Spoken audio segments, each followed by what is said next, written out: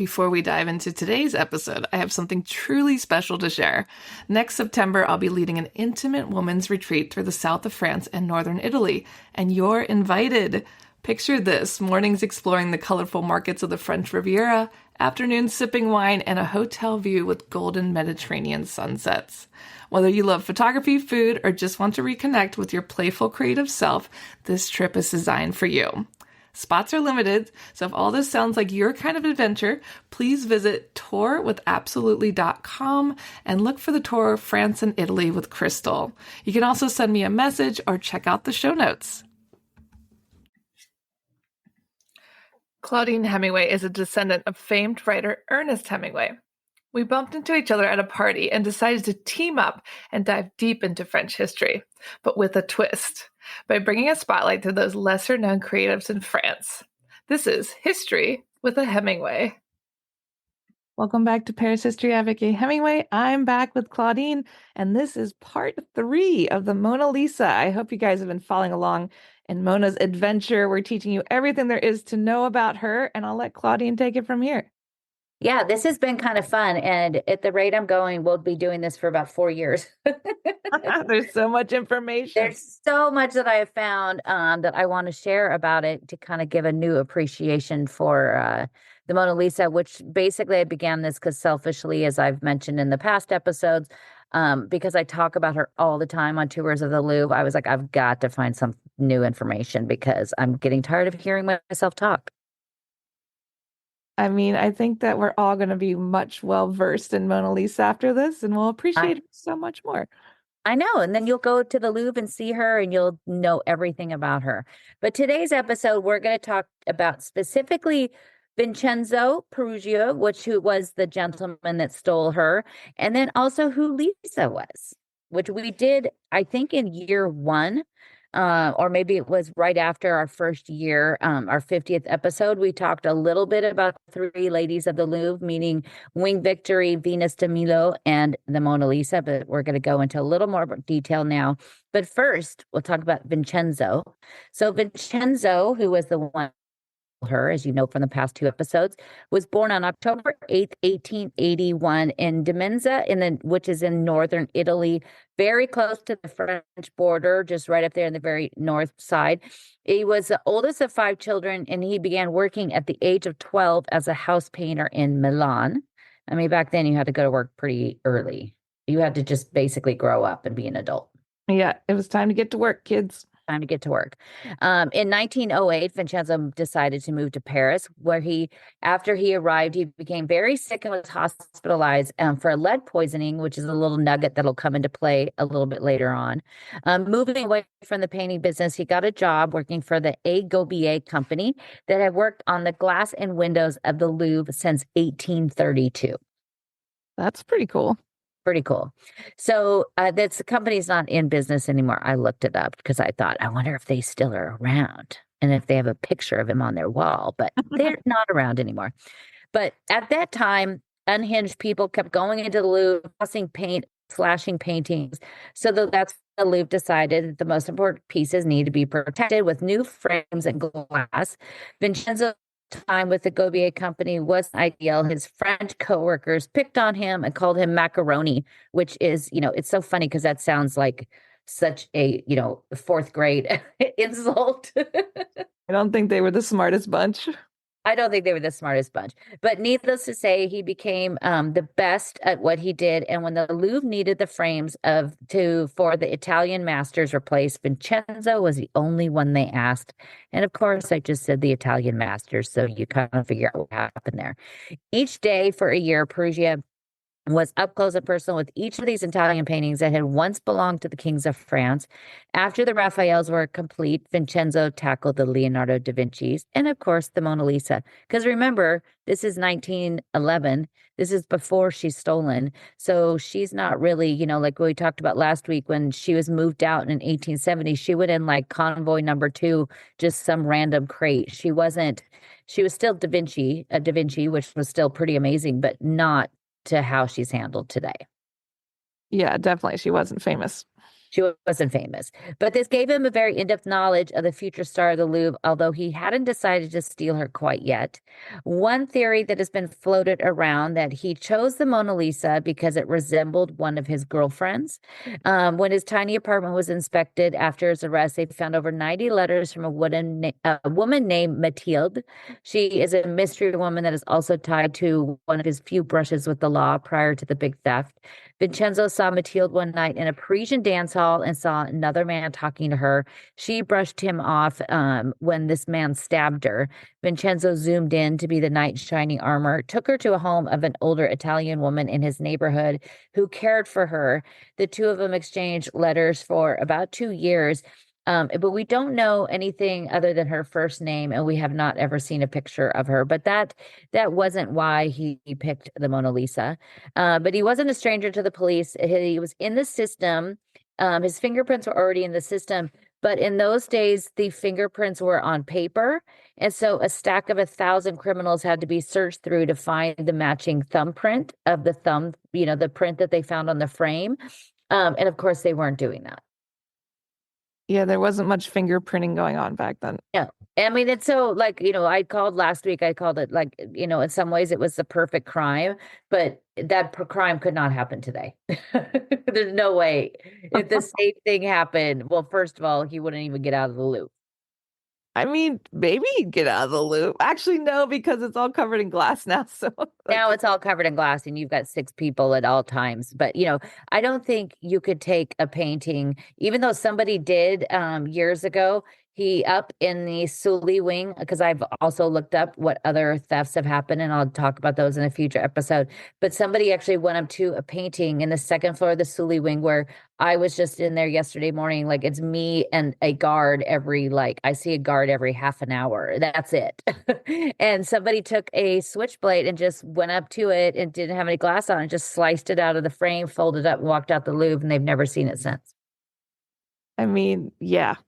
Yeah. I mean, I think it probably would be somewhat easy to do in some places. But don't try it. Stay away from the artwork. Only Stay look away with from the your artwork. eyes. Yeah. On June 23rd, 1908, he was arrested for an attempted robbery, and a few months later, again for a fight over a prostitute, and was sentenced to 8 days in jail.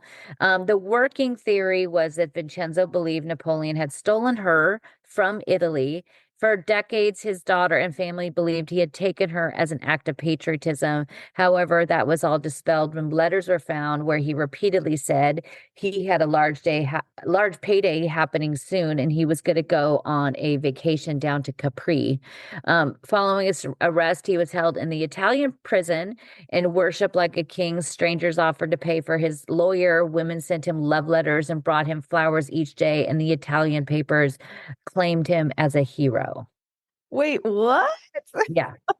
Yeah, because he did this. They all thought, oh, he was doing this for the love of his country, and she deserves to be back here because as I last week, the letter he sent to the gallery owner in Florence said that it was painted by an Italian, so it belongs to Italy. Well, at least he was honored somewhere. Somewhere, yeah. So the day after her triumphant return to the Louvre, when she came back on January 4th, 1914, he, on January 5th, was in front of an Italian judge. He claimed that all the Italian paintings in the Louvre had been stolen by Napoleon. Apparently, they didn't have, for each painting, they didn't have plaques on the wall back then like we do now, because it would tell you the provenance on it, that it would say that where it came. It says for the Mona Lisa, it says it's a collection of Francois Premier. So they must not have had those back then. I should see if I could find out when they used those. But he also blamed his lead poisoning for his actions, that it just made him crazy. I mean, I could kind of buy that. I mean, yeah, he could. I mean, if you're back then, we're talking about the 19th century, so probably all the paint was lead. Yeah, I think everybody was a little crazy back then. A little bit crazy, yeah. He was in jail. He had already been in jail for 7 months when his trial was delayed until June 14th, 1914. Many of the former French officials involved in the case had retired or died. his lawyer Renzo Carlina and Fernando Targetti argued that keeping the trial in Italy, not France, worked in his favor. When his case was settled, he was sentenced to 1 year and 15 days.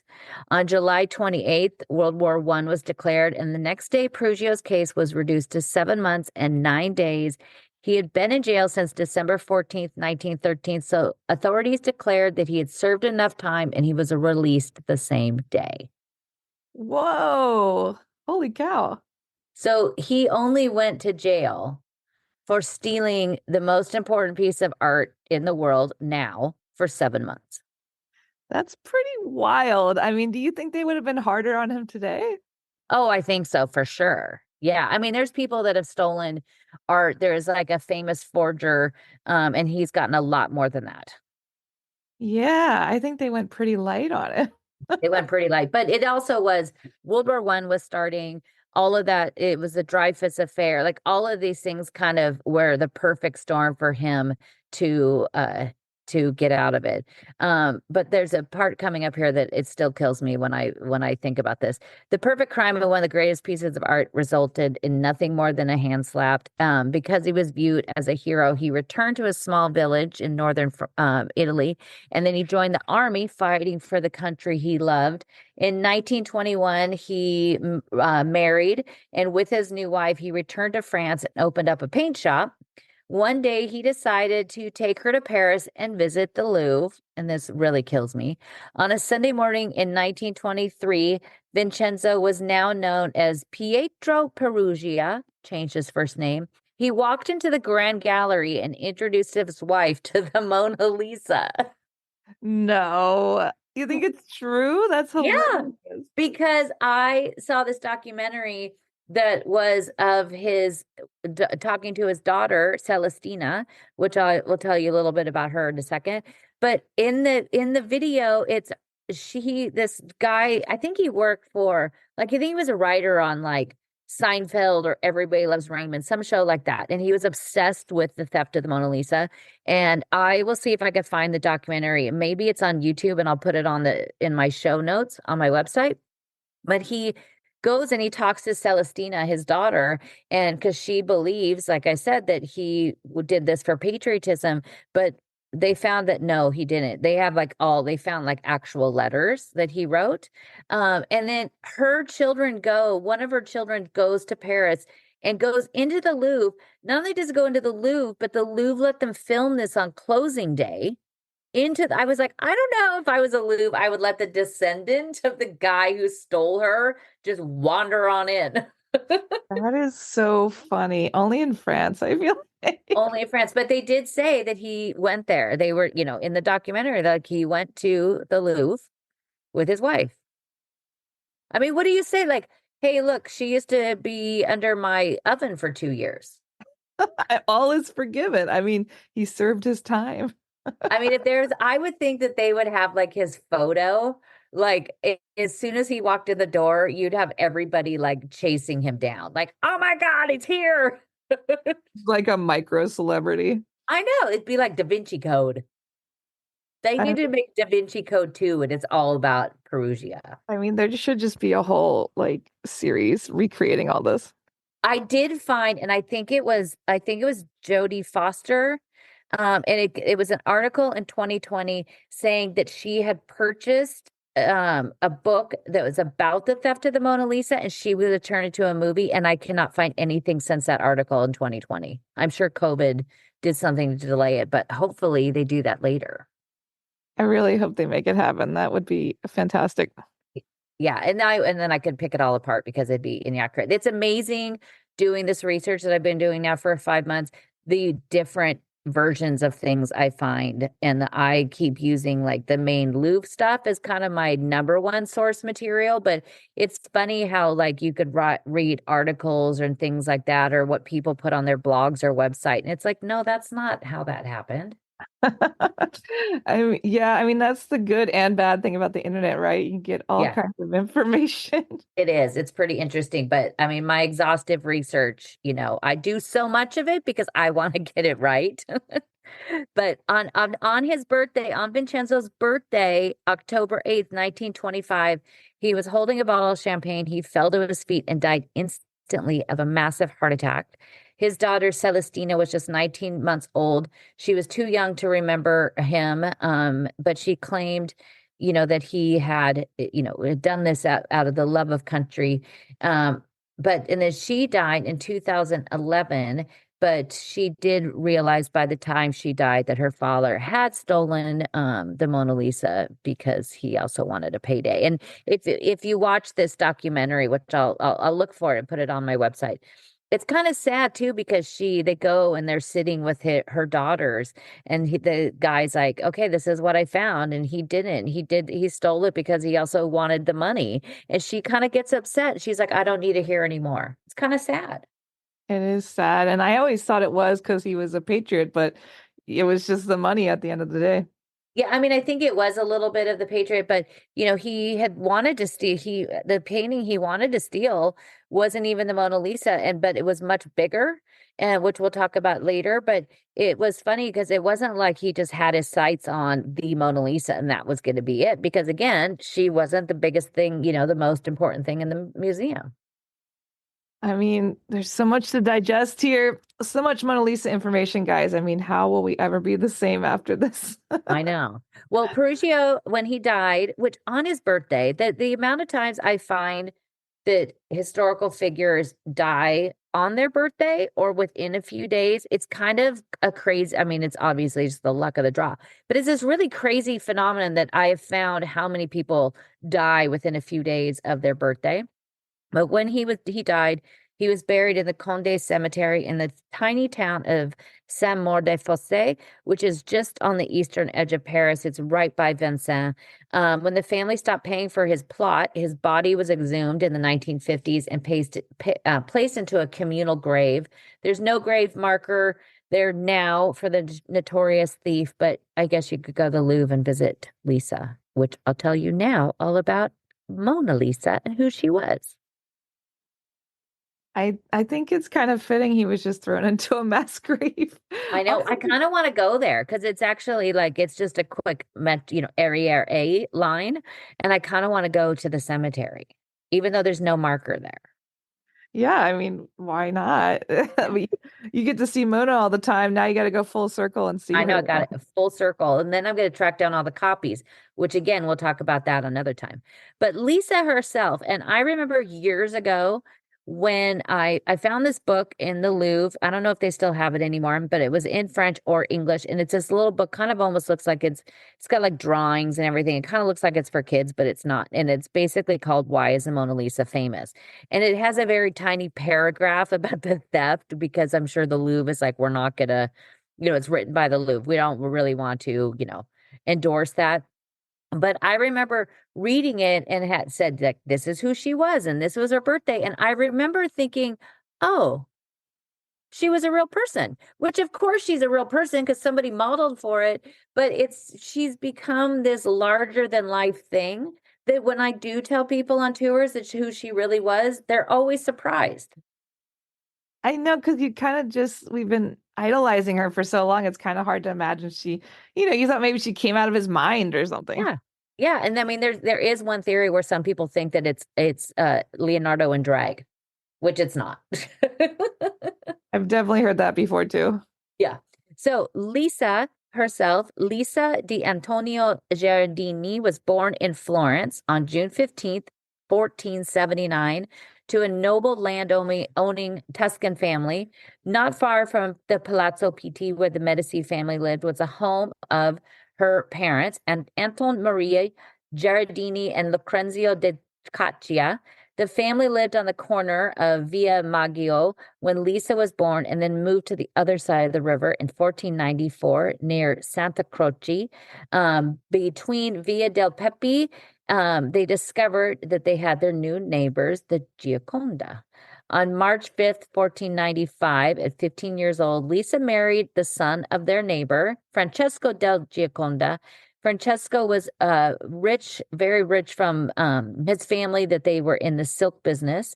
He was a widow, a father, and 19 years older than Lisa, who also had a somewhat famous family as a neighbor. Living just a few doors down was the Ser Piero da Vinci, the father of Leonardo.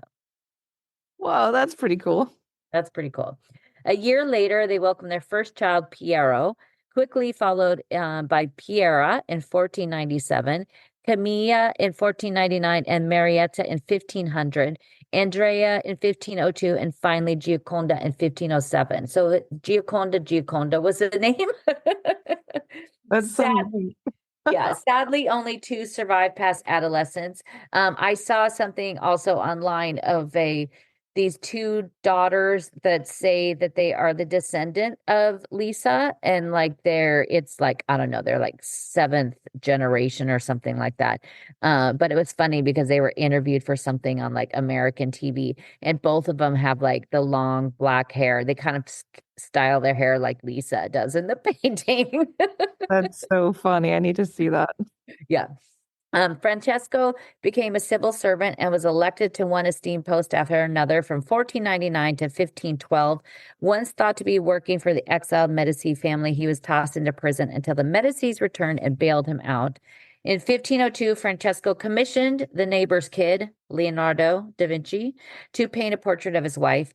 Leonardo was at his height of fame at the moment, but he had just completed The Last Supper in Milan, and he was in need of money, so he accepted the job, and he, at that time, there's some very famous women that wanted their portraits done, and he said no. So it is also kind of interesting that this is the one he did.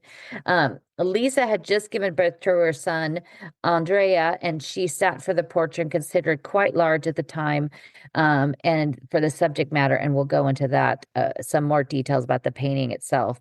But Leonardo began painting her in February of 1503, and for days on end, lovely Lisa sat in front of him and he had a band playing there because he said that she was very quiet and just seemed kind of sad. So he brought a band in to play music for her all day while she was sitting there to keep her spirits up. A band? A band. Actually, the word is orchestra, but I'm like, I doubt. I mean, when I think of orchestra, it's like 30 people. Holy cow. Yeah. 4 or 5 years later, we don't know specifically the date he started it. It was some things that used to be that they would say it was in the early 1500s, but they found a letter a year ago that somebody had talked to him and they had said they saw this painting actually in February 1503. It took 4 or 5 years, but he still also never finished it. Later, he once he was done with it in Florence, he took it with him to Milan and Rome, and then, of course, to France. But she never saw the unfinished painting. Francesco he got the plague in 1539 and died. Lisa left Florence to live with her daughter in the San Orsolò convent, where she also died July 15th, 1942, which is, like a month to the day of when she was born. But Leonardo liked to meditate on this painting, and he worked a little bit on each painting at a time. And of course, when I give tours of the Louvre, and I'm talking about Da Vinci, and the fact that the Louvre owns 6 Leonardo da Vinci's, and that is more than any country or museum has of his paintings, because he only did a handful of paintings. He only did 13 or 14 paintings. And I say or because the Salvador Mundi that they discovered years ago and sold at auction for like billions of dollars, we don't know if that actually was Leonardo, and the Louvre won't say it is because they've never seen it. And if you've seen some documentaries about the Salvador Mundi, which if you haven't, check them out because they're really interesting. But when they found it, only about an eighth of it was still in the original hand of Leonardo, and this woman restorer basically repainted the whole thing. So even if it is, can you still say it is Leonardo when basically 92% of it is done by a woman in the 21st century? Yeah, not so much. Not so much. So the Louvre owns more than any other country in the world, and Italy still is mad about that because when they did the huge exhibition in 2019, for the anniversary of his death. The French government and the Italian government were like bumping heads trying to work out a deal on bringing some of the stuff from Italy to France. And even like the Ventuzio man, the drawing, they did send that up, but they only sent it for like 30 days and then they had to send it back because Italy just is still mad about it. Some grudges are never let go. I know I should talk to Giuseppe about it. He'll probably go on and we'll probably get in a fight about it. France versus Italy. But he did, he brought it with him. And then we'll talk again another day about how she came to France and what she did while she was here, which will be very fun. Yeah, guys, make sure you keep tuning in. And if you missed part 1 and 2, just go back and listen now. And make sure you head over to ClaudineHemingway.com to learn more and continue to learn with us. This is going to be a multi-part series. As we said, you're going to know everything about the Mona Lisa. Thanks for listening today, guys. If you're interested in learning more about Claudine, her tours, history, and the beautiful photographs that she posts all over Instagram, tune into her website, ClaudineHemingway.com.